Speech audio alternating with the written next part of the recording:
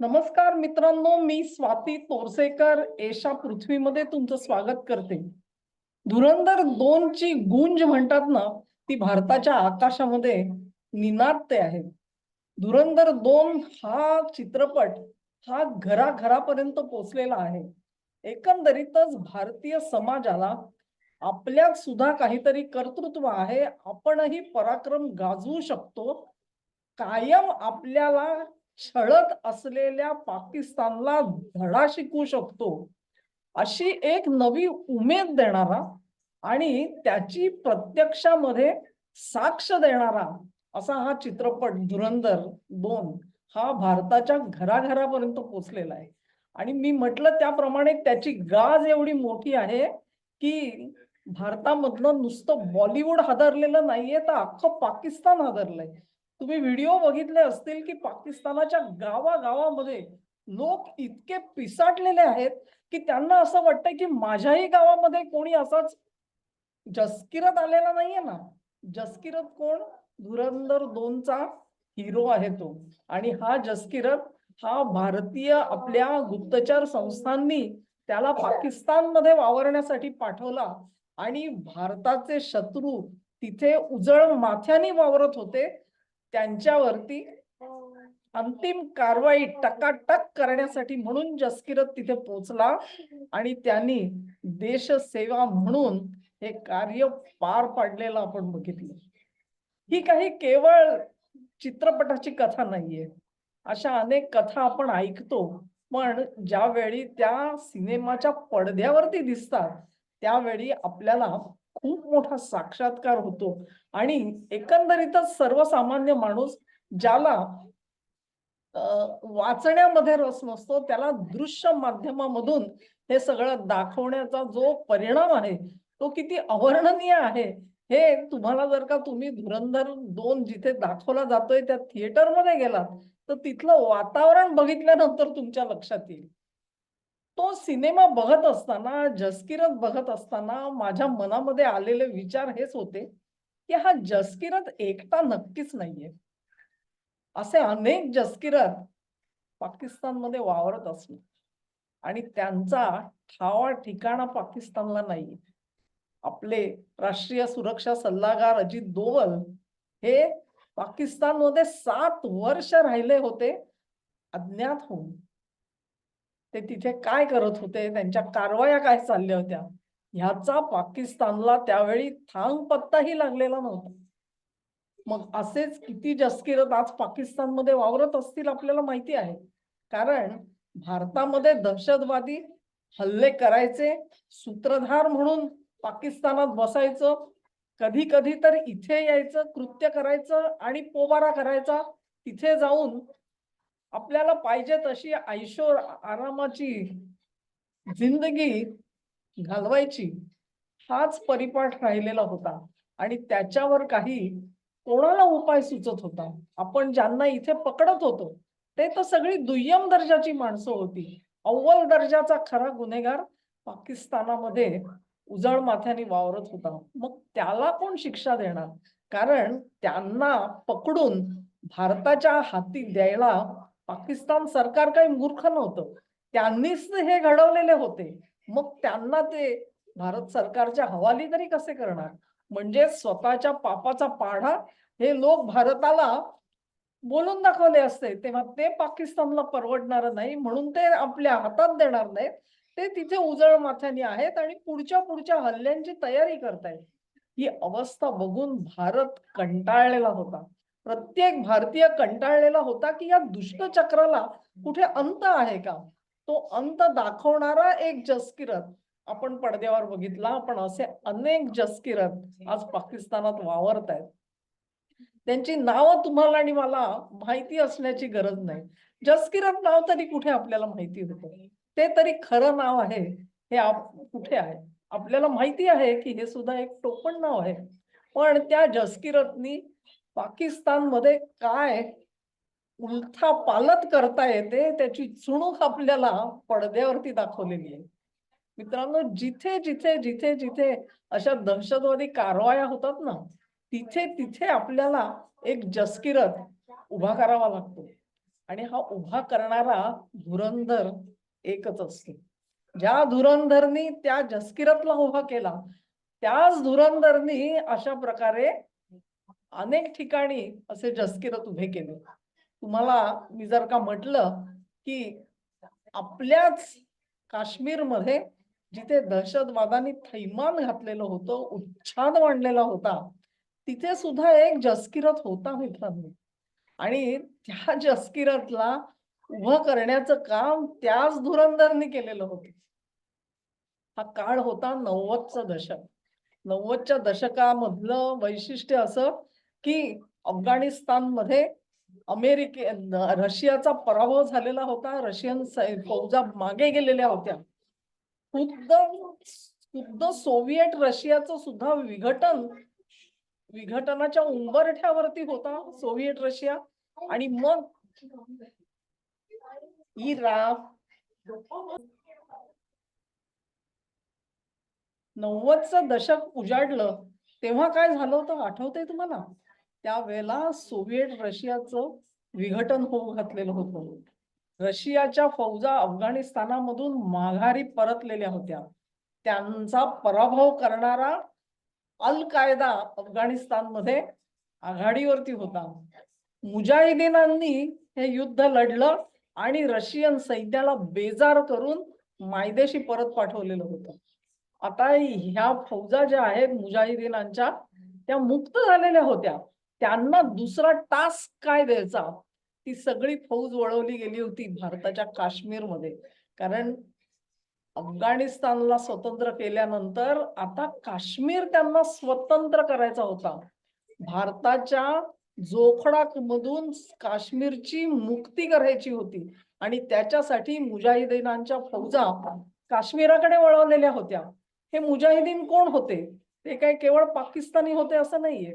तुम्हाला वाटत असेल म्हणजे जेव्हा 1947 साली बंडखोरांच्या टोळ्या ह्या काश्मीरमध्ये घुसल्या आणि त्यांनी काश्मीरचा बराच मोठा भाग आपल्याला जोडून घेतला, ज्याला आज आपण पाकव्याप्त जम्मू काश्मीर म्हणतो, गिलगिट बाल्टिस्तान म्हणतो. हा सगळा भाग जो आपल्यापासून तोडला गेला तो 1947 साली. कारण त्यावेळी हल्ले कोणी केलेले होते? तर ट्रायबल्सनी केलेले होते. म्हणजे पाकिस्तानमध्ये राहणाऱ्या ज्या जमाती होत्या, त्या जमातींचा वापर करून त्यांना जिहादमध्ये गुंतवलं गेलं आणि काश्मीरचे 2 तुकडे झाले. कदाचित 90च्या दशकात तुम्हाला वाटेल की त्याच जमाती परत काश्मीरमध्ये घुसल्या होत्या की काय, पण तसं नव्हतं. यावेळीपर्यंत त्यांच्या लक्षात आलं होतं पाकिस्तान गिलगिट आणि बाल्टिस्तान इथे राहणारे जे मुस्लिम होते त्यांनी पाकिस्तानचा अन्यायाचा वरवंटा कसा फिरवला जातो ह्याचा त्यांना आता अनुभव आलेला होता. आणि तसंच त्या ट्रायबल्सना सुद्धा आलेला होता. ट्रायबल्सना सुद्धा थोडीफार जाणीव झालेली होती की पाकिस्तान आपल्याला वापरतो आहे म्हणून. तेव्हा या 90च्या लढ्यामध्ये काश्मीरमध्ये जे मुजाहिदीन घुसवले गेलेले होते ते केवळ पाकिस्तानी नव्हते किंवा हे ट्रायबल्स नव्हते. ते जगभरातून आलेले मुजाहिदीन होते. मग ते उझबेक असतील, तुर्कमेनी असतील, नाहीतर आणि कुठचे असतील. ह्या सगळ्यांना काश्मीरमध्ये जाण्यासाठी एकच स्वप्न दाखवलं गेलेलं होतं. इथे लढण्यासाठी जा आणि काश्मीरच्या पर्यांचा उपभोग घ्या. जिवंतपणे मिळतील तुम्हाला हूर, त्या 72 हुरा ह्या मेल्यानंतर तर मिळणारच आहे. पण जिवंत असाल तोपर्यंत काश्मीरी पर्या मिळतील. हे स्वप्न दाखवून त्यांना काश्मीरमध्ये पाठवलं गेलेलं होतं. आणि त्यांनी जो दहशतवादाचा थैमान घातलं, उच्छाद मांडला, त्याच्यामध्ये प्रत्यक्ष काश्मीरी जनता सुद्धा भरडून निघालेली होती. हे जे मुजाहिदीन होते, हे जे बंडखोर आलेले होते, कट्टरपंथी दहशतवादी आलेले होते, ते काश्मीरच्या खेड्यात जाऊन विसावलेले होते.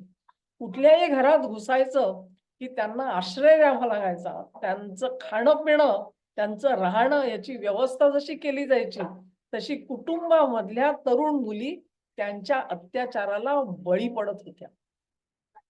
अनेक ठिकाणी तर असं सांगितलं जातं की तिकडच्या जनतेला तयार केलं जात होतं की हे तुमचं परम कर्तव्य आहे.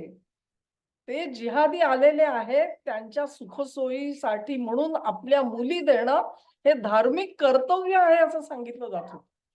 पण काश्मीरी जनतेला ते काही मनापासून पटत होतं असं नाही. कुठेतरी तीही अस्वस्थ होती मंडळी आणि त्यांनी देखील वेगळी वाट चोखाळण्याचा प्रयत्न सुरू केलेला होता. अशी जी मंडळी होती त्यांनी एक नावाची इख्वान अल मुस्लिमीन नावाची एक संघटना सुरू केलेली होती. 90च्या दशकामध्ये जेव्हा हा हिंसाचार सुरू झाला, थैमान घातलं गेलं दहशतवादाने, त्यावेळेला भारतीय लष्करासमोर एक मोठं आव्हान होतं की या सगळ्याचा बंदोबस्त करायचा कसा. तो बंदोबस्त अर्थातच सोपा नव्हता आणि म्हणून राष्ट्रीय रायफल्स या एका स्वतंत्र डिव्हिजनची स्थापना केली गेली आणि त्यांना खास करून हे जे ट्रेनिंग दिलं गेलं अशा प्रकारे कॉम्बॅट ट्रेनिंग म्हणतात की दहशतवाद्यांशी कसं लढायचं त्याचं एक वेगळं प्रशिक्षण दिलं गेलं आणि ही मोठी फौज उभी करण्यात आलेली होती. या राष्ट्रीय रायफल्सच्या द्वारे आणि अर्थातच आपले धुरंधर यांनी एक मोठा डाव टाकलेला होता. हा डाव काय होता? हा डाव असा होता की हे जे इख्वानुल मुस्लिमीन आहेत त्यांना कळलेलं होतं की आम्ही भरडून निघतो. काश्मीर मधली मुस्लिम जनता या सगळ्यात भरडून निघते कारण हे परकीय आहेत. ते आज येतील आणि उद्या जातील. मला माहिती आहे जनरल झिया काय म्हणायचे? जनरल झिया म्हणायचे की ही काश्मीरची जनता मुस्लिम आहे पण ते एक नंबर डरपोक आहेत. हे काही साले लढायला उभे राहणार नाही. तेव्हा इनकी नस्ल बदली करू. म्हणजे काय? तरी तिथे पाठवा आणि तिथे बाहेरच्या लढाऊ मुस्लिमांची प्रजा निर्माण होऊ द्या तिकडे. ती प्रजा निर्माण झाली तर पुढची पिढी लढायला तयार होईल. हे काही बंदे लढायला कधी तयार होणार नाही, डरपोक आहेत. हे झियांचं म्हणणं होतं आणि त्यानुसार काश्मीरचा जिहाद त्या वाटेवर चाललेला होता. तेव्हा हे जे इख्वान अल मुस्लिमीन जे होते त्यांची अस्वस्थता टिपली ती आपल्या धुरंधरने टिपली आणि राष्ट्रीय रायफल्सने टिपली. त्यांनी इख्वानला जवळ घेण्याचा प्रयत्न केला. त्यांची व्यथा समजून घेतली आणि त्यांना धीर दिला की तुम्ही या संकटामधून काश्मीरला बाहेर काढू शकता. हे करत असताना अर्थातच त्यांना अनेक जसकिरत मिळाले. त्यातल्याच एका जसकिरतचं नाव तुम्हाला सांगते. तेही नाव टोपण नाव आहे. त्याचं नाव आहे कुका परे. हा कुका परे जो होता तो एक गायक होता. म्हणजे गावाकडची ज्याला म्हणतात गाणी म्हणणारा, स्थानिक ढंगातली गाणी म्हणणारा, लोकगीत म्हणणारा हा गायक हा प्रचंड लोकप्रिय होता तिथे. तो स्टेजवर परफॉर्मन्स पण करायचा. तेव्हा हा कुका परे जो होता त्या कुका परेला पटवलं आणि त्याला सांगितलं की तुझी संघटना जी आहे ती संघटना ह्या संकटातून तुम्हाला बाहेर काढू शकते. आम्ही सांगतो त्या मार्गाने चला आणि तुम्हाला यश मिळेल. तेव्हा कुका परेनी सहकार्य करायचं ठरवलं. हा जो कुका परे होता ना त्याला एक अनधिकृत रेडिओ स्टेशन सुद्धा त्यांनी काढलेलं होतं. त्या रेडिओ स्टेशन वरून रात्री कुका स्वतः अनाउन्समेंट करायचा आणि काश्मीरी जनतेला एक मोठा दिलासा होता की आज खोऱ्यामध्ये काय घडलं. बंडखोरांच्या विरोधामध्ये जे परदेशी मुजाहिदीन आलेले होते त्यांच्या विरोधामध्ये आपण काय केलं हे ऐकायला काश्मीरची जनता उत्सुक होती. तेव्हा हा कुका परे जो आहे तो त्यांना त्या पराक्रमाच्या कथा रेडिओवरून सांगत होता. कुका परे म्हणजे असं म्हटलं जातं की सिम्बॉलिकली असं म्हणायचे की मी म्हटलं त्याप्रमाणे तो गायक होता. तेव्हा तो कोकिळ जो आहे ना तो कोकिळ रेडिओ स्टेशन वरून गाणं गायचा आणि रोज रात्री 9 वाजता लोक ते गाणं ऐकण्यासाठी अतिशय अस्वस्थ होऊन जायचे की आज कुका काय सांगणार आहे, आज कुका काय सांगणार. तेव्हा हा कुका परे जो होता त्यांनी ती संघटना उभी केली, घट्ट केली आणि हे जे परकीय मुजाहिदीन आलेले होते त्यांना एक एक करत टिपून मारले, एक एक करत टिपून मारले. आणि त्या सगळ्या ह्याच्यामधून ही लाट परतवण्यामध्ये यश आलं. केवळ सैन्य आणि त्याचे प्रयत्न त्याच्यानी जे साधलं नसतं ते कुकापरेच्या मदतीने राष्ट्रीय रायफल्स करू शकली, हे त्याचं वैशिष्ट्य होतं. तेव्हा जसकिरत महत्वाचा असतो. कुकापरे हा सुद्धा एक जसकिरतच होता. तुम्ही म्हणाल की हे सगळं होतं, मग आजपर्यंत काश्मीरमध्ये हा दहशतवाद का माजलेला आहे? त्याचंही कारण तुम्हाला सांगतो. ज्या वेळेला कुकापरे ही गुरुकिल्ली मिळाली भारताच्या सुरक्षा यंत्रणांना आणि त्यांनी तिचा वापर यशस्वीपणे केलेला दिसला, तेव्हा अर्थातच आपला जो शत्रू आहे तो सावध झाला आणि त्यांनी देखील सावधपणे पावलं उचलायला सुरुवात केली. या सगळ्या संघटनांच्या विरोधामध्ये कोणाला उभे केले? मानवाधिकारवाल्यांना उभे केले. आणि असं सांगितलं गेलं की हे तर थेट दहशतवादी आहेत, म्हणजे ते बाहेरून आलेले दहशतवादी, त्यांच्याबद्दल काही बोलायचं नाही. त्यांच्याबद्दल चिडीचूप होते सगळेजण. पण कुकापरे किंवा त्याच्यासारखे जे गावोगावी उभे राहिलेले होते ते मानवाधिकाराचं उल्लंघन करतात, ते सामान्य काश्मीरींचे खून घडवतायत, हत्या घडवतायत, अशा प्रकारचे आरोप सुरू झाले. अशा प्रकारचे आरोप, मग त्यांच्या मागे पोलिसांचा ससेमिरा लाव, कोर्टाच्या केसेस लाव, ह्या गोष्टी करायला सुरुवात झाली. आणि मग त्यांना हळूहळू करत आटोक्यात कसं आणायचं, तर हे जे कुकापरेचं प्रकरण होतं त्याच्या विरोधामध्ये तिथले राजकारणी सुद्धा उतरलेले तुम्हाला दिसले. मी दशक म्हटलं ते 90चं दशक. या 90च्या दशकामध्ये भारतामध्ये एक टीव्ही चॅनेल अतिशय प्रबळ होता, त्याचं नाव एनडीटीव्ही. त्या एनडीटीव्ही वरती कशा प्रकारचे पत्रकार होते तुम्हाला माहिती आहे. आणि त्या महिला पत्रकार आणि त्या कसं सगळं ह्या बोटावरची थुंकी त्या बोटावर करत दिशाभूल करण्यामध्ये आपलं वक्तृत्व, आपली जुबान वापरणारे हे पत्रकार.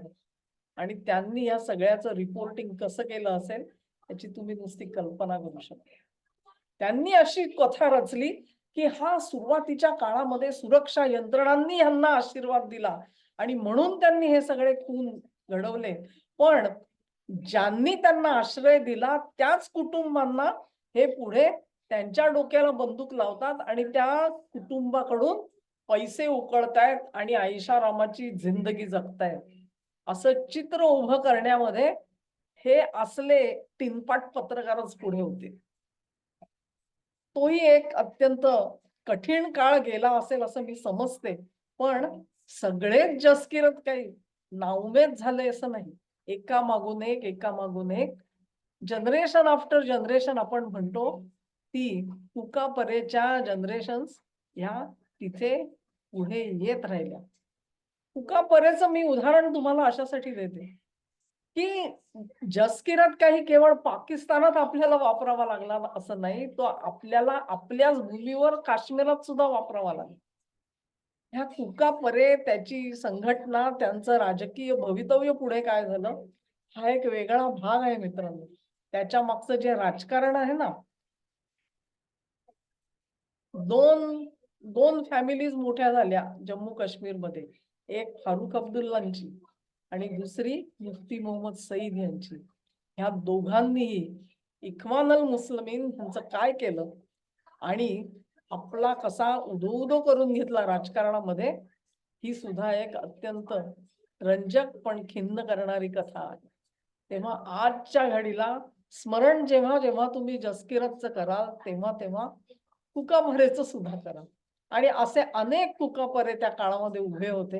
त्यांच्या विरोधामध्ये परसिक्युशन, त्यांचा छळ झाला, मानसिक छळ झाला, राजकीय छळ झाला, पण त्यांनी आपलं म्हणणं सोडलं नाही. परदेशातून आलेले जे मुजाहिदीन होते त्यांना ह्या भूमीमध्ये आपले पाय रोवू दिले नाही. आज काश्मीर शांत का आहे ह्याचं कदाचित उत्तर तुम्हाला या सगळ्या इतिहासामध्ये मिळून जाईल. ज्यावेळी आपण 370 कलम रद्द केलं, त्यानंतर काश्मीर बदलला. तिथे थोडीफार शांतता निर्माण झाली. ती कशी झाली असेल ह्याची थोडी चुणूक तुम्हाला या उदाहरणामधून मिळेल. हा रोग जो आहे तो जुनाट रोग आहे. त्याच्यावरती उपचार जे असतात ते इतके सोपे नसतात. आजार बळावलेला असतो आणि दीर्घकाळ तुम्हाला ट्रीटमेंट घ्यावी लागते, तेव्हा त्याच्यातून तुम्ही बाहेर पडू शकता. तेव्हा ते म्हणतात ना, की झट मंगनी पट व्याह, अशी सुधारणा होईल याची अपेक्षा ठेवू नका. पण दिशा तीच असते, कारण धुरंधर तोच आहे. जसकिरत पाकिस्तानात आहे, हुका परे काश्मीरात तेव्हा होता, आज कोण आहे ह्याचा उलगडा सुद्धा कधी ना कधी तुमच्या माझ्यापर्यंत जरूर येणार आहे. हा व्हिडिओ तुम्हाला आवडला असेल अशी आशा करते. तुम्हाला आवडला असेल तर लाईक करा, शेअर करा, चॅनेलला सबस्क्राईब करा आणि सहकार्य असंच चालू ठेवा. नमस्कार.